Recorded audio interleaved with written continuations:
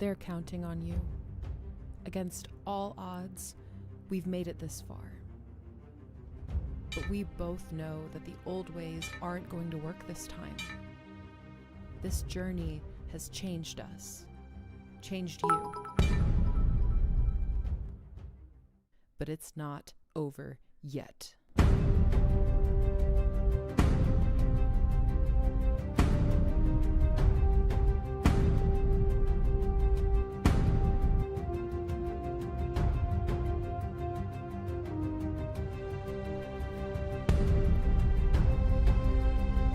You need the right tools for the job.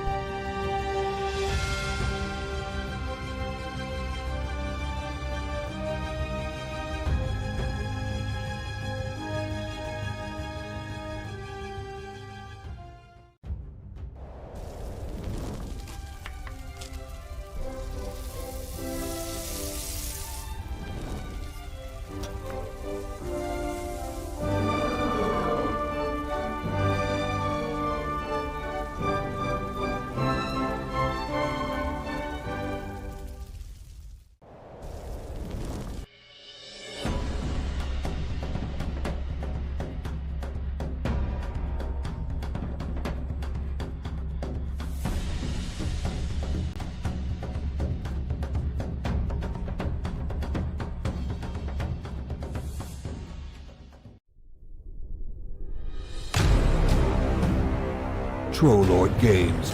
Join the fray. And we are live. Are we live? We are It's live. been a long time.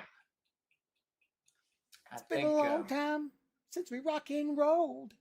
Between Comic-Con, Gen Con, and whatever else happened last week. I can't remember. Something happened. Was it Gen Con? I don't know. I can't remember. Every time I turn around. Hey, it's what's his name? Yeah, right. Try to whistle up.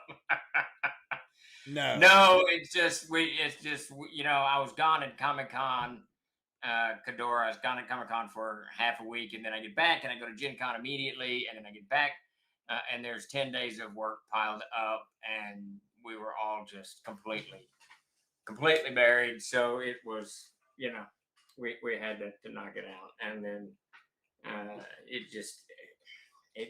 it piles up so fast, it's nuts. So I bowed out of one, and then last week I think I was driving somewhere. I can't remember what happened last week, but it's been a never-ending parade. We thought August was going to be great. It's been great, but for those just joining you, I'm Steven Schnall, CEO of Trollord Games, and if you have any questions, this is my Ask Me Anything. We're beginning to change things up around here. One of the things we're going to do, the first, I think it's 25 minutes of this, we'll just be talking and answering questions. Then I'll do a quick round of updates on the various Kickstarters and whatever we haven't touched upon. And then we're going to do some Aired discussions. And I think we're talking about the name Aired specifically today. I think that's what we're going to dive into. And I'm relatively certain that on the Thursday's stream, we're going to change that up from whatever it's been in the past. I'm going to start running a game. I think that's what we're going to do. We're not 100% certain of that, but we're close to that. We're close to that decision. So that is some of the changes. Some of you tuned in, I know, for some of you tuned in for Grace and Dakota's show a couple of Fridays ago. We're going to try to make that a regular thing. And this week on Friday, they'll be jibber jabbering about the truck, the Beast, which has seen some hard times over the many years. But let's dive into it. If you have any questions, Chuck, have any questions queued up? Can we dive right into those, or what do we got? Yeah, there's a few there. Cryptride asks, when you add in partners, or do you become a Troll Lords plural, or would you become Troll Lord Johnson and Roy, for example? I'm not even sure I understand that question. Oh, like a law firm, kind of. Like a law firm. In other words, are we all just Troll Lords, or is it Troll Lords? So, that's the perfect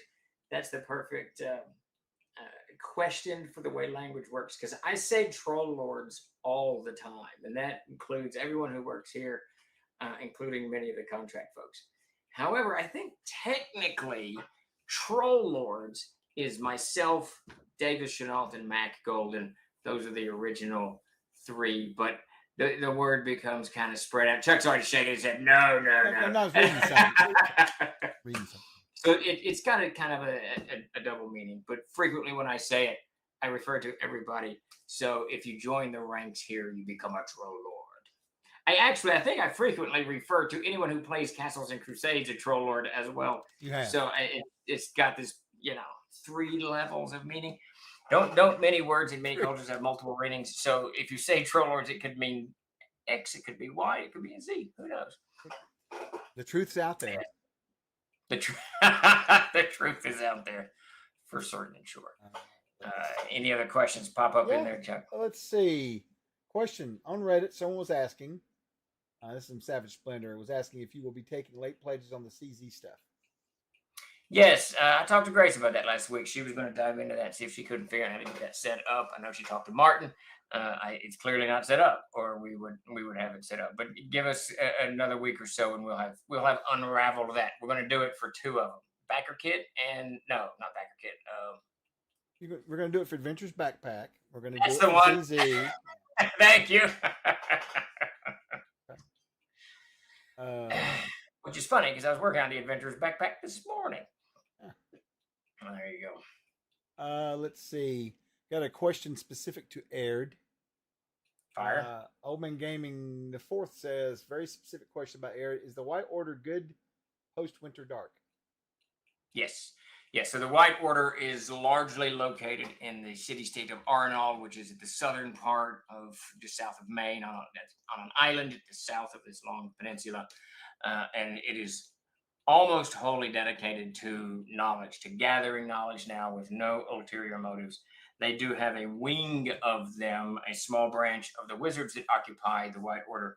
Or I can't remember what they're called. They're proselytizers, but and that's not the right word because they don't proselytize anything. But they are the adventurers. They are the ones who leave the citadel itself and go out into the world seeking knowledge, seeking stuff. So if you wanted to play a wizard of the White Order, and your wizard was an adventurer, like we all do at Castles and Crusades, then that you would be of that branch. I'd have to pull the book out to remember what branch that is, but then you would be kind of the wandering wizard type thing, but part of the Arnal.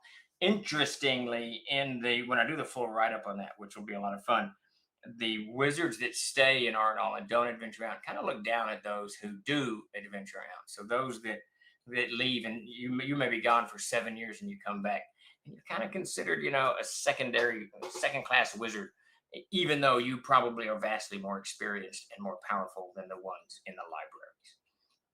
Okay. They do. Manfred asks, do they share the knowledge they collect? They do. They're required to turn it over.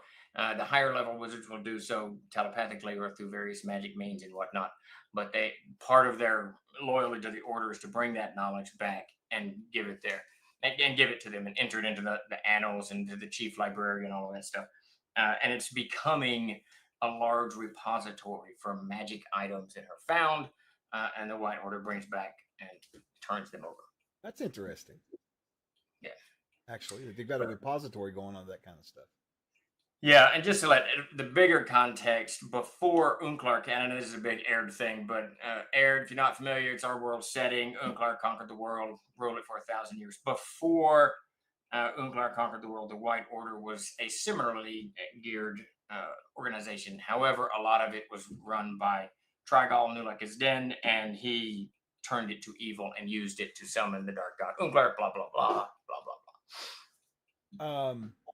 Let's see. Matt Blackwell asks, is M&T coming to Foundry VT? It is, man. It's in the pipeline. I ran into another snag Friday. I'm going to try to get that ironed out the next couple days. We'll see. Hopefully. Anyway, let's see. Question from Kadora. Are there designer notes out there for creating new classes? I'm struggling with the experience point progression in particular.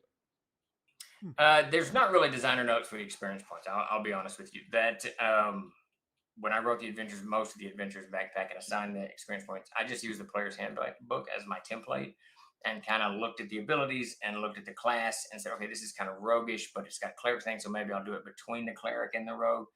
I do have a template for writing classes that is really focused as all things are at CNC, is focused on kind of the what the class is as opposed to its mechanical side of things. So even a template probably wouldn't be very helpful to you. But I would definitely use both the Adventurer's Backpack and the Player's Handbook as kind of your guide, a guidepost as to how to assign those experience points. Okay, that's a good one. Let's see. Coop Waffles asks for the Adventurer's Backpack and CZ. Yeah, yes, man, they're being reopened. We'll do a late pledge thing. Usually, typically about when it gets close to us being ready to fulfill it, we'll do one probably about 3 weeks out from each one of those. So sometime in the next coming few months, right, Steve? Yeah, something like that. And let's see, Manfred comes back on you with, does the order share the knowledge with the rest of the world? Yeah, I answered that. Yeah, they do. Oh, well, they don't okay. share. No. Okay, I'm sorry. I did not read your question correctly. They do not share it with the rest of the world. They hoard it in the Citadel of Arnall, and it is heavily guarded by wizards, magic, and all of that stuff. And they do absolutely not share it with anyone. With what the experience of the Winter Dark, they have no interest in giving this hidden knowledge to other wizards or priests, clerics, fighters, or whatever have you. So Yeah. it is not shared. Let's see. Jace McLeod, Commander Jace McLeod asks from YouTube, when does the Adventurer's Backpack come to the Troll store? What, 7 weeks or so? So yeah, probably that. We didn't get it out as fast as we wanted, simply because the added classes kind of threw both the class section into a fizzy, and then in the multi-class section also got kind of turned upside down. And someone, I can't remember his name, brilliantly suggested that we add land as treasure for the Adventurer's Backpack characters, and I completed that. What is that, Tuesday? Yeah, I completed that yesterday. Edited copy came back to me. What? I was going to say, and you were just pontificating to me yesterday about how that's some of the greatest material you've ever written for the company, and you were so happy. It is, for sure, absolutely. Well, one of the things, I like the idea of land as treasure that you find in the Castle Keeper's Guide. So, and we only address the 13 classes from the Player's Handbook. And when he suggested that for the Adventurer's Backpack, my first thought was we just reprinted the CKG, the sixth printing, I guess we're on, whatever. And it was literally on trucks headed to the warehouses here. Well, that can't be done. But then I thought, if we don't do it, it's a part of the classes that is not done that we're going to have to do later. It's just going to be sitting there. Yeah, it's just going to be sitting there and it won't have a home until the next printing of the CKG. And I thought, you know what? We're printing the Adventurer's Backpack right now. Let's just put it in there. So I finished that yesterday, went through editing, came back to me. I haven't looked at Finn's edits yet, but it'll be on Peter's desk and layout tomorrow. We are hoping to get a PDF to you guys on Friday. That's kind of the plan. And I assume, Chuck, that the Dropbox method worked well. Worked great. Beautiful. Good. We had two people that needed to be. I had to refresh their links, and then one person was trying to use a code. But other than that, it was perfect. Yeah, perfect. So Great. happy. Wonderful.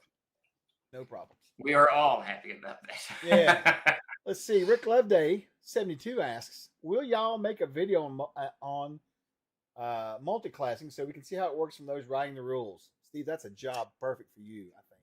Great. Yeah.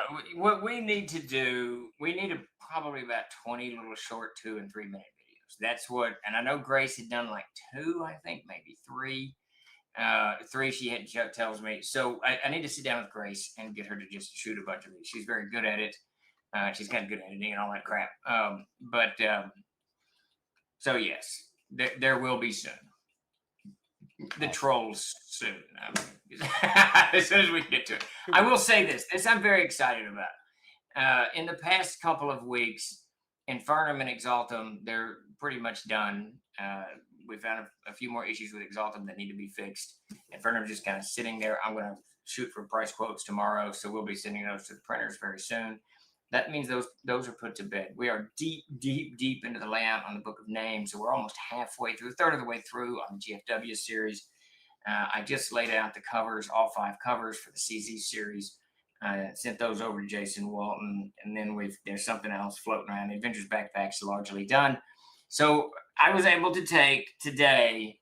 Not only did I get to write a whole new section for the Adventurers Backpack on Thursday or on Friday and Monday, but I was able to take today and focus on the Codex of the Plains, which was pretty nice.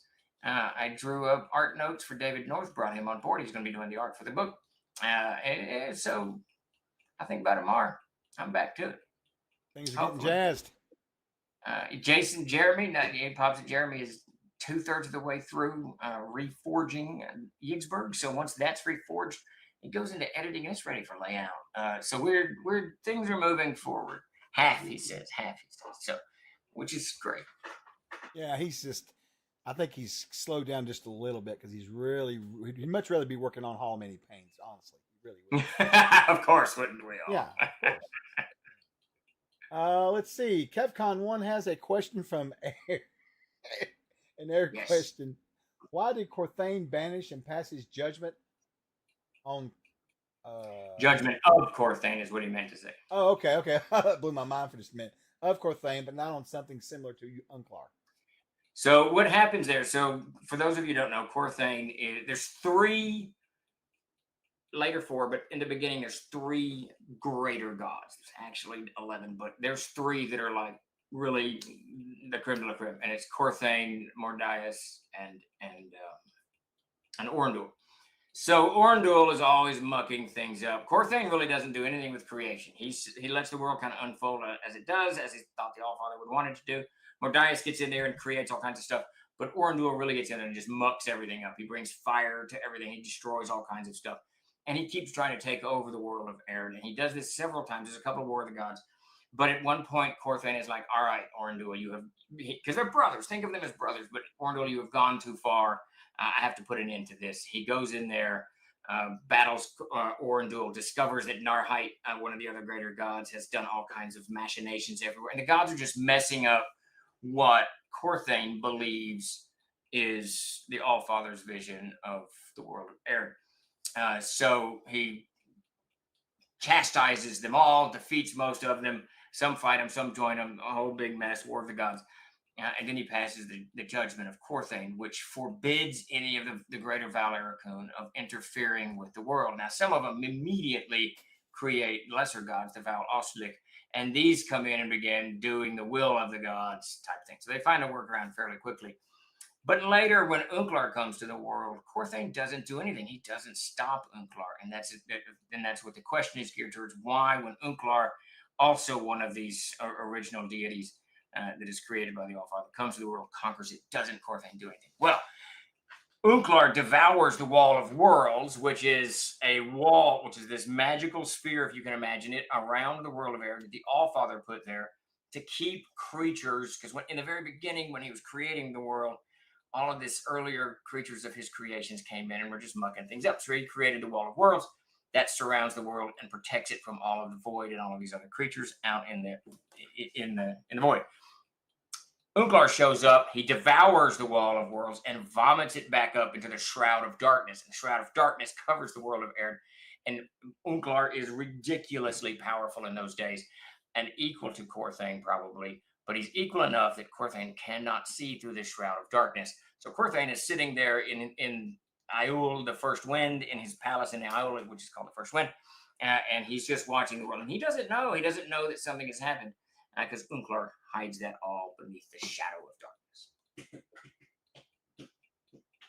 That's how my kids were born. There you go. Quite the fucking answer, bro. Yeah. It's awesome. Let's see. Rick Loveday asks, hate to bug y'all, but what servers do you use to run games online? Never done before. Goodness, Rick, there are a million different ways of doing it.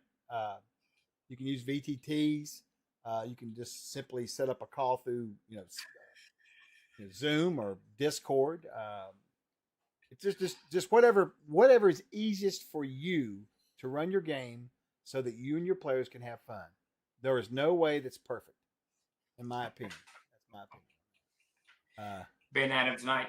If the gods fight is anything like my brother and I fought, Yeah, there'd be a lot of crotch shots. I got that comment in here. I was gonna read it too. It's funny. But yeah, honestly, Rick, it's whatever is easiest for you. There are all different ways of doing it. I've done it full on bore Foundry and Fantasy Grounds and Roll20, and then I've also done nothing except pictures, maybe if that, So it really just boils down to what you think you baby steps if you're going to try to do online games. Do what's simple. Keep it simple, stupid. Honestly, that's my opinion. Let's see. This is from. Let's see. Gaming Tail Legionnaire. Thank you for the scratch and dent sale. I've badly wanted to collect more books, but finance has been too tight lately. Oh, that's nice. Excellent. Good deal. Yeah, good to hear that we helped out. That's awesome because we get that Yeah. stuff. Yeah, and it's doing good too. I meant to talk to you about that earlier, but anyway. Okay. Coop Waffles has got a question regarding the factory. He says, "When is the live stream of the Troll Shower going live? I can't wait to see the video of it." So it's there. We can turn it on at any point, but it looks like we're not going to build that factory on the land that we purchased. And I'll get into this in a little bit when we do the update. But 5 of the acres, there's 5 acres there. I've already put 3 up for sale, and I'm probably going to put the other 2 up for sale. There's been some issues with the permit office in BB, and they've kind of come back, and someone's come back and backed off of most things for whatever. I don't understand the machinations of it, but I don't want to be a part of these machinations. So like is not. I'm going to move it outside, and we're kind of back to square one. I'm very frustrated, but it is what it is. Nothing we can do about it. Unless I proceed forward. If I proceed forward with what I'm going to do, it's going to cost TLG another 30 grand, which I really don't want it to do. We don't have 30 grand just laying around. It's not something that we have lots of. So give me like another 2 weeks through this week and into next week, and we should have some kind of, I think, resolution to what's going to happen forward. And like as not, we're going to end up buying some forest land and getting some bulldozers out there and clearing it is where I'm at about now. Burn it all down. Yeah, burn it all. What's the next question? Let's see. Ultra Magnus 71, Mr. George asks, where does Unklar get his power? Does he have a coal? What fuels him? So Unklar is interestingly the first, when the Allfather first comes into existence, and there's no real, I know where he comes from, but when the Allfather, his very first thought is this foul thought, and he casts this thought out, and that is Unklar, and he drives Unklar out and away from him because he's not, he's a good dude. So he drives Unklar out. His second thoughts create Mordias, Corthane, and Orandul. And these 3 gods see this foul thought of his, name it Unklar, which is darkness, and they war upon it. It's the first war of the gods, and they drive Unklar into the Undeeps. It takes all 3 of them. So you can make an argument that Unklar is more powerful than Corthane. It can go both ways. But so he actually is one of the greater Valar Raccoon. He's one of the named. So his power comes directly from the Allfather. Now, that said, once he conquers the world, and then he's driven out later, he has many followers and worshippers. And in the country of Punj, there are active temples to Unklar. They still worship him there like, they would normally during the Winter Dark. And then in the Confederation of Torik, there are churches and followers as well. In almost every other state in the world of Erd, openly worshiping or calling upon Unklar is an automatic death sentence. You will be either drawn and quartered, set on fire, or hung. What did you say? Where at? Almost anywhere other than the city or the country of Punj, the Confederation of Torik. My favorite. Oh, sorry. Yes, and Alstrad, of course. You can. You're not going to talk shit about the boss there. They'll be looking around. Yeah, right. Terrifies will come back. That's funny. That's a good answer. Good answer. That's right, Coop Waffles. That's right. He was an unwanted pubescent thought. Paladin, Dad AD&D says, you really don't, Steve. The entirety of the Troll Lords are better off without their shenanigans, and I grew up a Badger. He's from BB.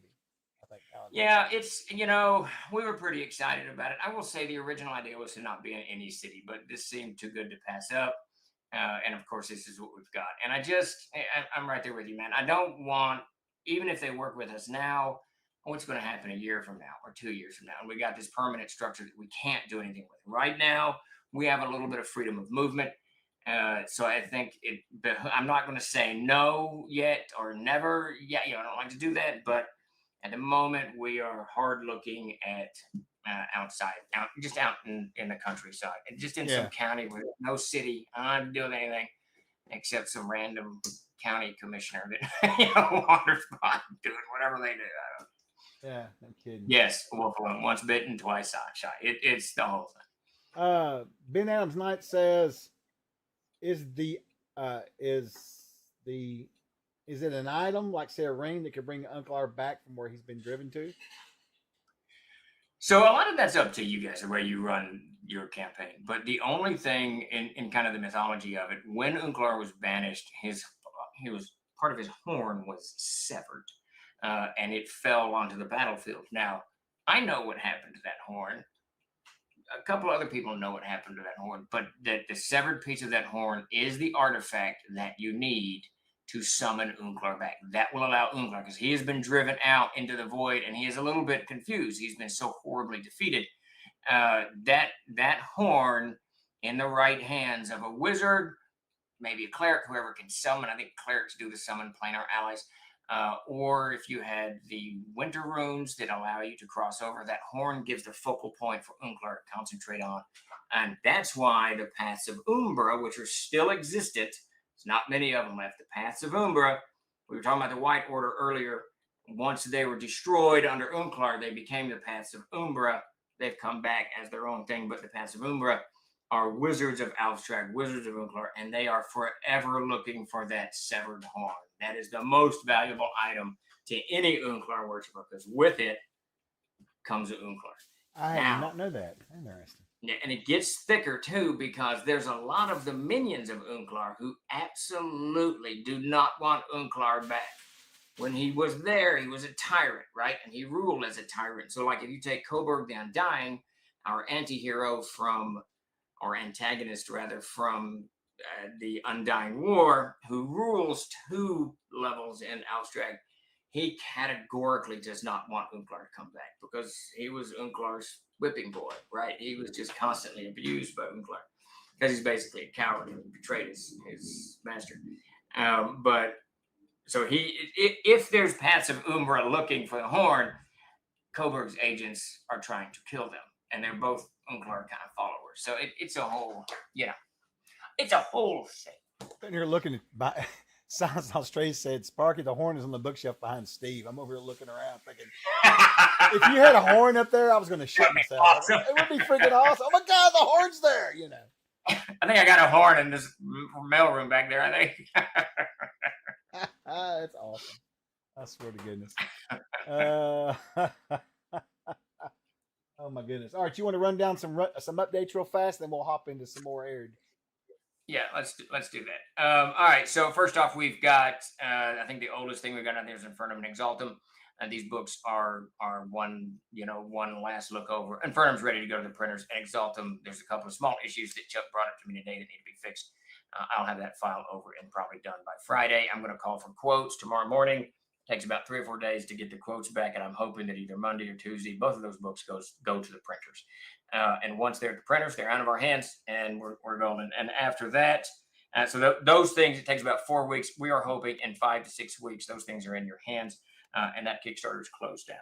The Gygaxian Fantasy World is what we're calling the World Builders Archive, Gary's World Builder Archive. We are deep into layout of book 4.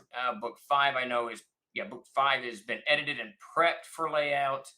So, and each of the ones, the first 3 that are done, all need a little bit of tweaking. I haven't had a chance to look at it, but over the next couple of weeks, we'll start tweaking those. Those are moving relatively fast. I don't want to put a time stamp on it. We were hoping they would be out by April or May. It's probably another couple of months before they're all ready, and I'm going to send all 10 of them together simultaneously. But the covers are done. Art, we're golden on most of that, on all of that. Up next would be, don't we have another one floating around? Oh, Castle Zagig. So Castle Zagig, I talked to Mike today. There was some kind of confusion in what he did. So he's done with level 2. So Yigsburg is done. It's being reforged. The upper works castle is done. It needs to be reforged, and that'll go to Jeremy next. And then Mike is writing the 3rd book, and that 3rd book has 5 levels, I think, in it.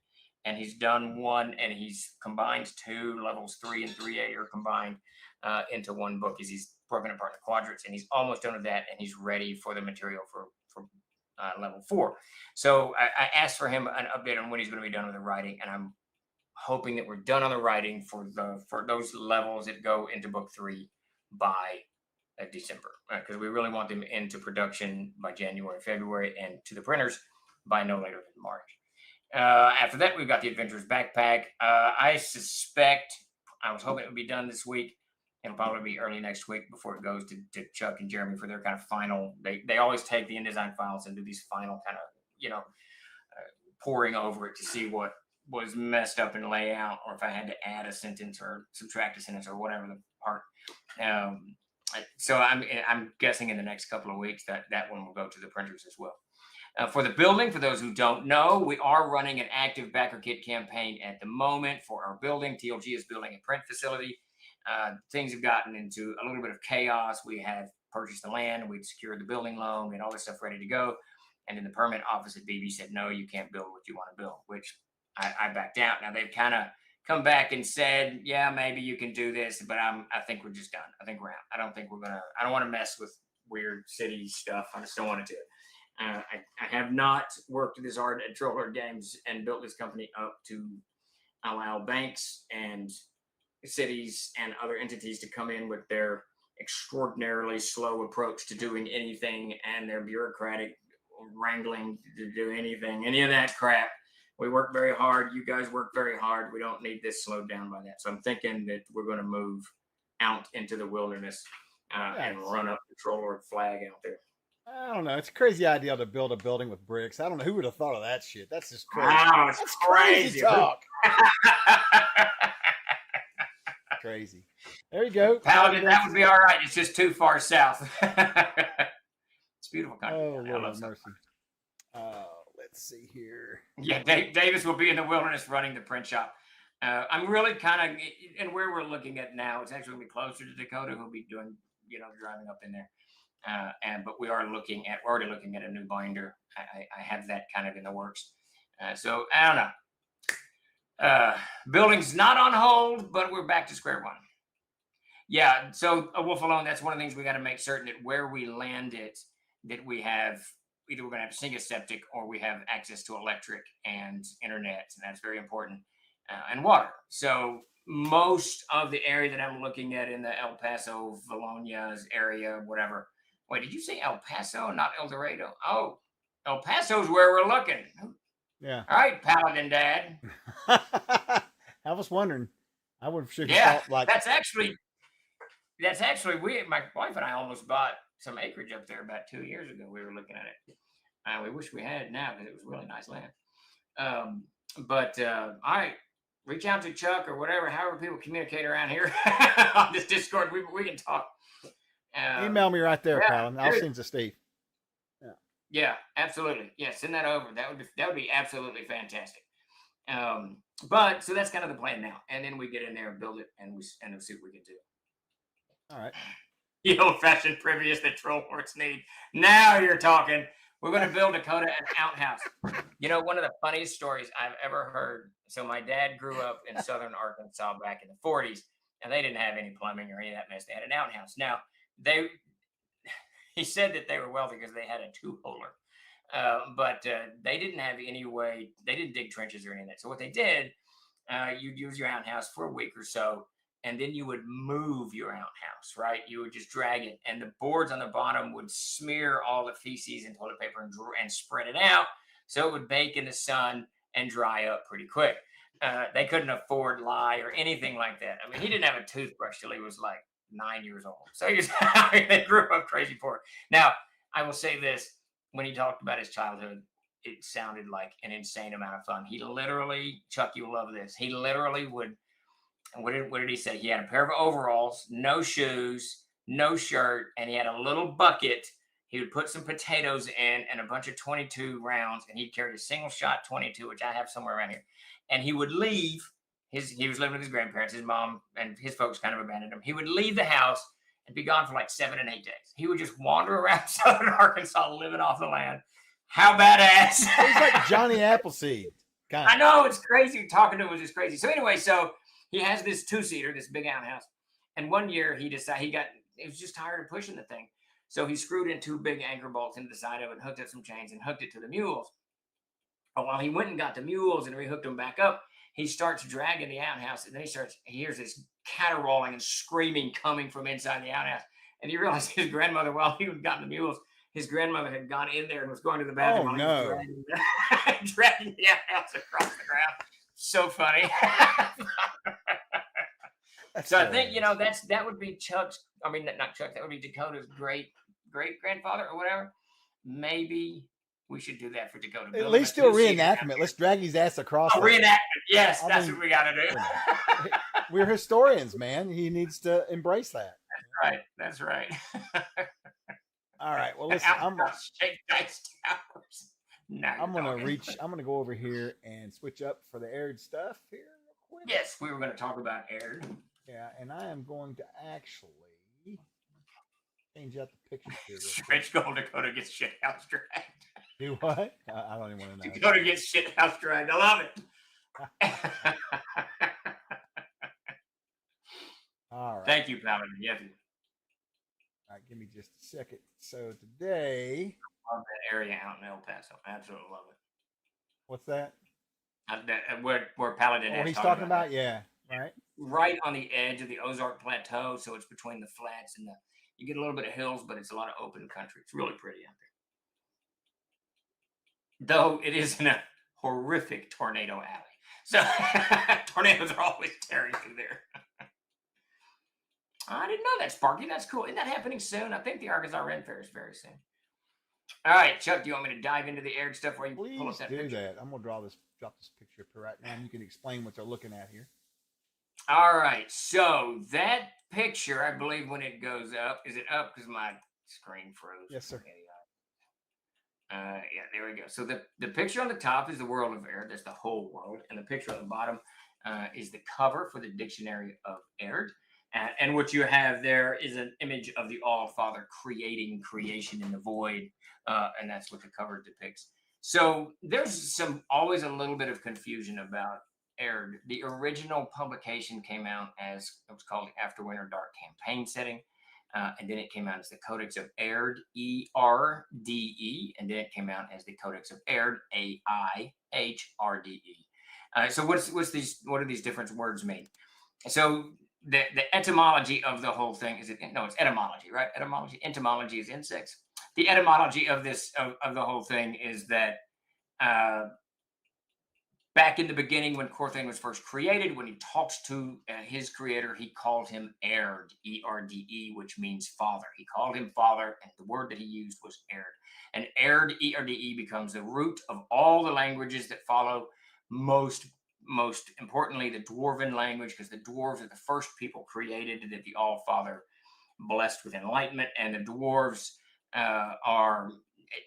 they call him Aird. Now the dwarves actually call him Al Erde, which is All Father, but it's not really just All Father. It's when in that context it means the Father of all things. So Al Erde is the Dwarven usage of the Father of all things, using the base root Aird and in their own language. So Al Erde, E-R-D-E, means the Father of all things. And that's actually the dwarves begin to call the word Aird, E-R-D-E, and later the humans and the elves bastardize the word into Aird. So under the dwarves it's Airde, and under the elves it's Aird, and it's A-I-H-R-D-E, just pronounced a little bit differently. And it's etymology of the words as you try to decipher what Airde and Aird actually were and are.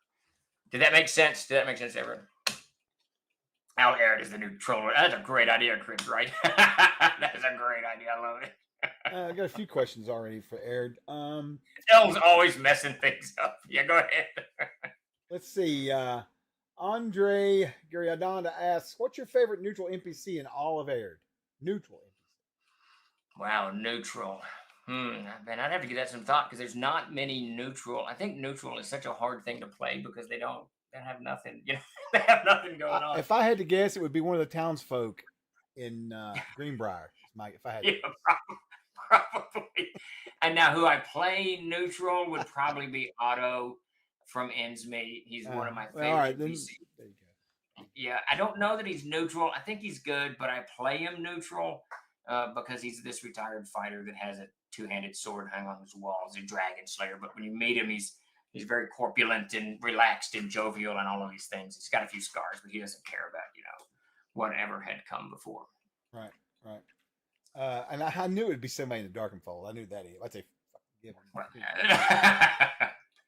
Let's see. Ultra Magnus, anyone ask, do you have any lore on the Holy Twins? Not much on the Holy Twins. They're Val Osterlich, and I would have to look. I can't even remember who created them, which of the gods created it. I want to say it was, I honestly can't remember. I think it's Toth, honestly. I think it's Toth. But the Holy Twins are really a paladin deities, knightly deities. I don't know too much about those. Chris Harris actually created the Holy Twins for one of his characters at some point. Coop Waffles asks, Aird language root is dwarf is the father of all language. Yes, dwarf is the root of all the languages. Well, let me rephrase. Dwarf is the root of dwarven, gnome, all human, and giant tongues, and the Vulgate and common tongues in the world of Air. Elvish and Orcish are their own, and Ungern have their own as well. They're not rooted in those. They came later. I forget, what is the term? Is it Ungern, or do you use another term for Ungern for the language? What is that term? I thought that was a term we were using for that. Oops. The Ungern, what is their language called? It's a cool name. It's based on High Enochian. Let's see if I can find that here in the language. I'm trying to remember, because every time I ran across, I was like, I was trying to make it into a playable language, or whatever, or whatever. It's like that'd be very cool. It's the language of lawful evil, I believe, is what it is. Oh, really? Yeah. Let's see. There's the Vulgate magical language, and there's the Where is their language? The Dwarven, Enochian. Okay, yes, Enochian. Enochian is what they spoke. So actually, I'm a little bit wrong on that. That's not true.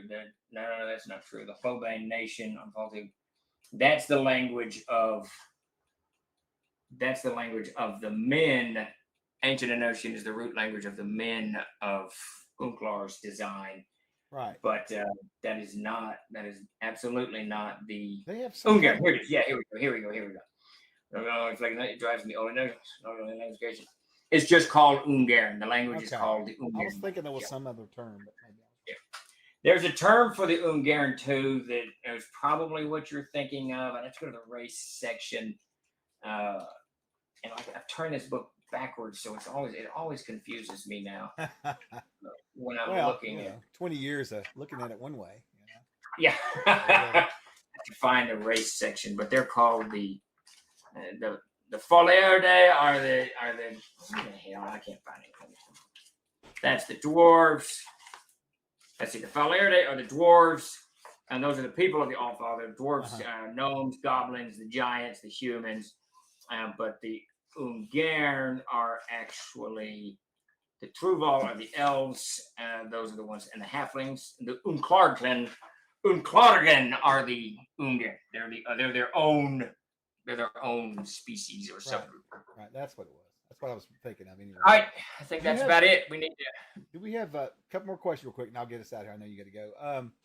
Well, one actually, because I'm sure Death Angel Channel was not. I'll ask it. What do the gnomes call Aird? They would call him Aird. So the gnomes speak Dwarven. It's almost the exact same language. And then lastly, from Sparky, do you have stats for Coburg the Undying?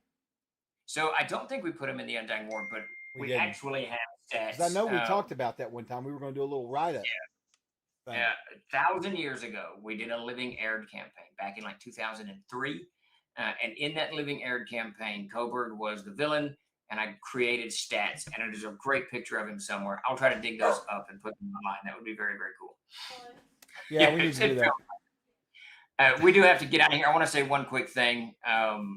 As some of you have heard, and I'll put a statement out when I'm mentally able, but my very, very, very good friend Tim Burns passed away on Thursday. He was a huge part of Troll Lord Games, an absolutely monstrous part of Troll Lord Games. He actually hired Chuck, he hired Grace, he hired Jeremy, and he hired Monica, our webmaster. So It was quite sudden, and we were not prepared. I certainly was not prepared for it. And I haven't quite figured out what to do with it yet. But he was good people.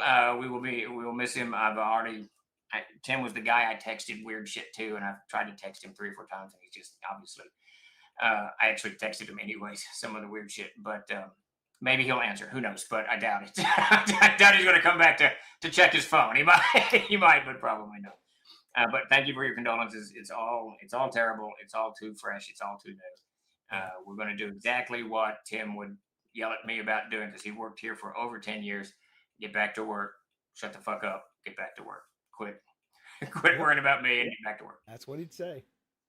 That's 100% what he would say. All right. On that very sad note, but we will be back Thursday. I'm pretty sure we're going to run a game. I'm going to run a game. We'll have Chuck, and Jeremy doesn't know it yet, but Jeremy's going to be in it, and probably Grace, and we'll see if we can't get something going. Sounds good, man. Sounds good. Thank you, Sparky. He would very much appreciate that. Sparky knows he knows Tim's mantra. All right, y'all have a great evening. Yeah, y'all have a great evening. Thank you so much. We'll catch you guys on the flip side. Thanks again. Have a good evening.